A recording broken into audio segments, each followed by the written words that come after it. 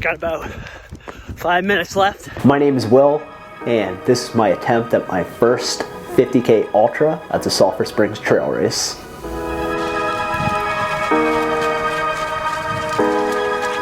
Looking really strong though. Keep going.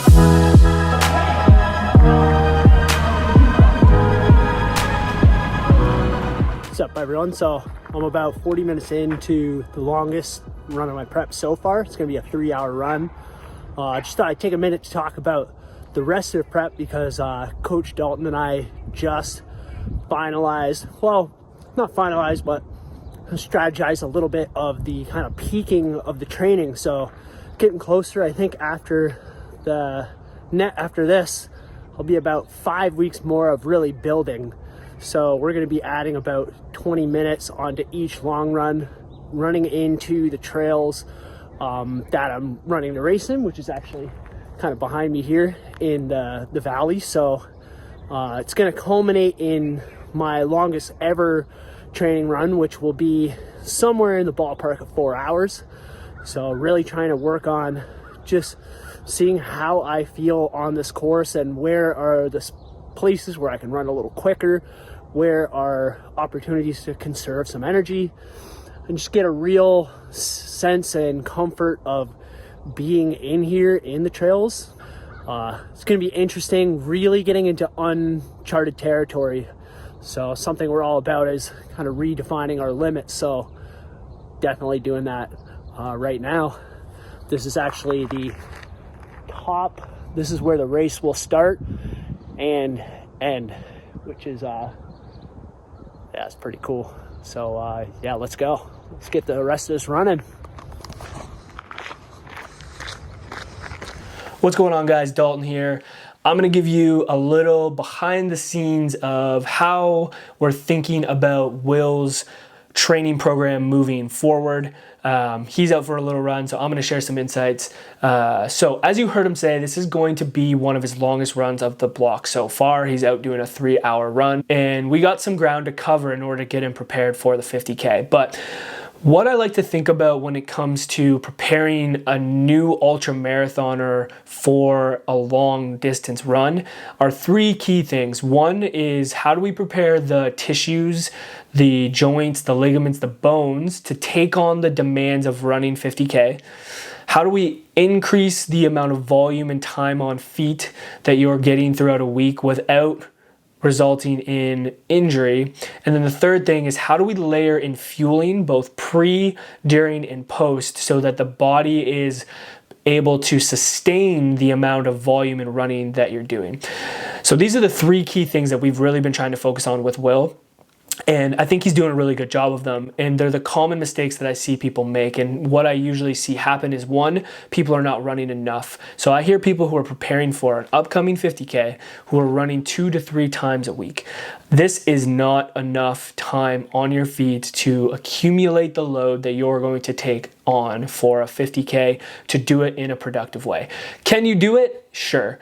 Is that the best way to do it in terms of like protecting your body from breaking down, injury, burning out? Probably not. So that's one thing that I see. And the other thing, and we've talked about this in another YouTube video, which you guys should check it out, is like how we focus on fueling. But fueling is another key thing where, what are you consuming before? What are you consuming during? What are you consuming after? So that you can facilitate performance, but also recover quickly to be able to adapt your body to more load the next day so that we can build up that accumulation of volume. So we've been doing that with Will over the course of his training block so far, and now we're getting to the point where we really have to go into, like he said, uncharted territory, where we're pushing long runs on the trail that he has not done before. And with that comes uncertainty. We don't really know how his body's going to respond. We have an idea, but we don't really know. And so there's oftentimes a lot of nuance and tweaking that goes into programming these things. But just to give you guys a general example of like what things might look like moving forward is, for Will's long runs, what we're going to start to do is build up his time on feet. So he's doing 3 hours today. what we're going to do for his next long run is, instead of thinking about how do we get him running like a 5-hour run, which is roughly his goal for the 50K, like 5 to 5.5 hours, which is a lot of time on feet, we're probably not going to get him doing that in training.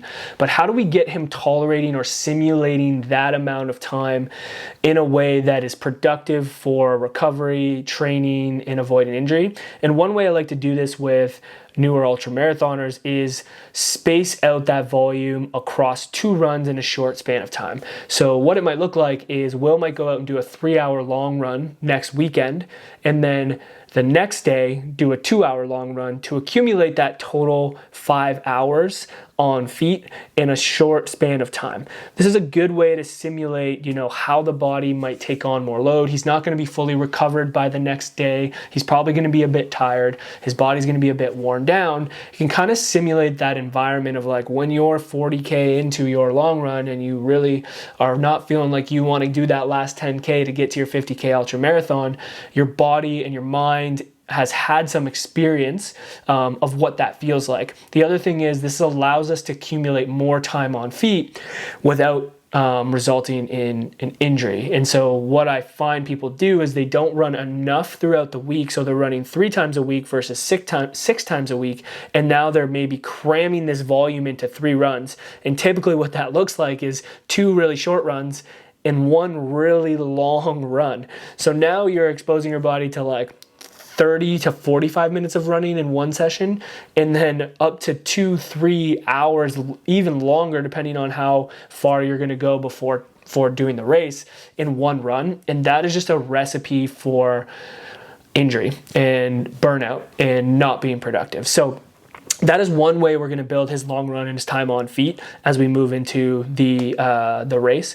The other thing is we're actually going to really push that long run for like a single session. So ideally what it would look like is, Will does that 3-hour and maybe 2-hour back-to-back run. The following week, we might get Will pushing up to like a 4-hour long run, which is quite a long time. Like we're looking at 40K, a marathon in training, which, when you're building for something like an ultra marathon, you got to prepare your tissue for this, but this is a lot. This would be Will's longest run ever, considering that he ran a marathon, but it would have been faster than that. So this would be his longest time out there running. So it would be a very good test to see how his body's going to adapt. But it is important that we expose the tissues to this amount of time on feet so that when you get to the 50K, your body's ready to handle that load. A lot of people think it's cardio that will keep them from having success in like marathons and these long runs, but it's not. It's like underprepared tissue, underfueled bodies that are keeping you from having that success. And so we're going to have Will go out and do that 4-hour run, which would be a very big run for him. And then we're going to look at what do we do from there? How is his body feeling? More than likely, if things are going well, we're going to want to peak one more time. And that's going to lead into like Will's big peak week where volume is going to be at its highest. He's not really doing a ton of intensity. We still have some speed work in there, but it's not really anything crazy, some hill work. But we're really going to push his volume so that we're peaking before we taper down and head into the race. And so what that peak run may look like is anywhere between 4 hours to 4 hours and 20 minutes, maybe 4 hours and 30 minutes. Will has the goal again of doing a 5-hour to 5.5-hour 50K.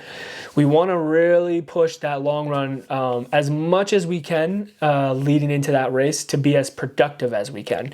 So what it might look like on peak week, and why I'm saying what it might look like, is the fact that we might change some of this stuff up depending on how he feels, but we're probably going to get him doing like a 4-hour and 15-minute run to a 4-hour and 30-minute run on a Saturday. And then the next day, he's going to come out and he's going to do the difference of what his goal time is to get that total time on feet. So we might be running, an hour the next day, 45 minutes the next day. It really depends. But we're going to get him out there running after that biggest effort to really challenge his body and his tissue to allow for him to be prepared to take on the duration of the 50K. The good thing about peaking is that we're gonna have a little bit of taper off before he hits the race. So we have him peaking about 3-ish weeks out, and then we'll start to taper down where volume will slowly start to drop down over the course of that deload, so that when he comes into the marathon or the ultra marathon, he is ready to go, and his body isn't carrying a ton of fatigue, although there probably will be some. Tapering down over the course of those couple weeks is going to be, very important. What's going to be really fun is we're going to document his peak week for you guys, so you'll really get to see an inside look at what that looks like and how challenging it probably is going to be. And we'll also document the taper and take you through, one, how Will feels through that taper process, which is always interesting, and two, where his mind is heading into the 50K. And then it's the race, so it'll be really fun to show you guys that experience as well. So those are kind of some of the things coming forward. If you guys have any questions more in detail around Will's program or how we've been thinking about it, feel free to drop us a comment and we'll answer it for you. But yeah, super stoked about, one, how Will's training block is going, two, what's to come in the next 4 weeks. So I hope you guys stay tuned, subscribe to the channel, make sure you see all that fun stuff, and three, to see him go out on race day and crush it. So that's a little inside from my mind and what Will and I have been working together on. So I hope you guys enjoyed that.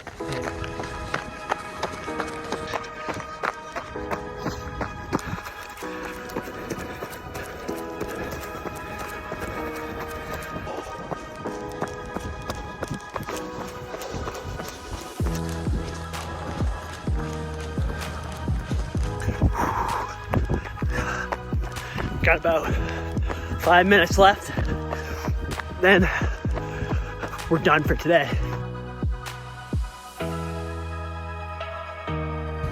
What's up? So I just completely forgot last week to actually wrap up my run, so I figured I'd do it this week. So this is the week after I just finished the so last week I did the 3-hour run, which went really well. It was great being in the trails that I'm actually going to be racing in, and just kind of getting a lay of the land for where I can start picking up my pace, where I maybe need to conserve some energy. So gained a lot of insights last week, and then I just finished another run. This week I am going to be doing 2 longer runs. So instead of kind of doing one long 3-hour run, I just did a 2.5. And on Sunday, today's Friday, on Sunday I'll run a 2-hour run. So getting kind of the total kilometers are going up, but less of it in kind of one session. And then next week I'll be doing 3.5-hour long run. So that's going to be a grinder. Starting to get a sense of how my legs are going to feel on that 4-hour mark and whatnot. So it's gonna be hard, but I'm looking forward to getting into this last 4 weeks of training. So stay tuned, because we're gonna be doing a big video coming up in about a month or so, where we're gonna be doing my biggest training session ever, and hopefully we'll have some people kind of tagging along. So should be fun. And until then, we'll talk to you soon. Take care.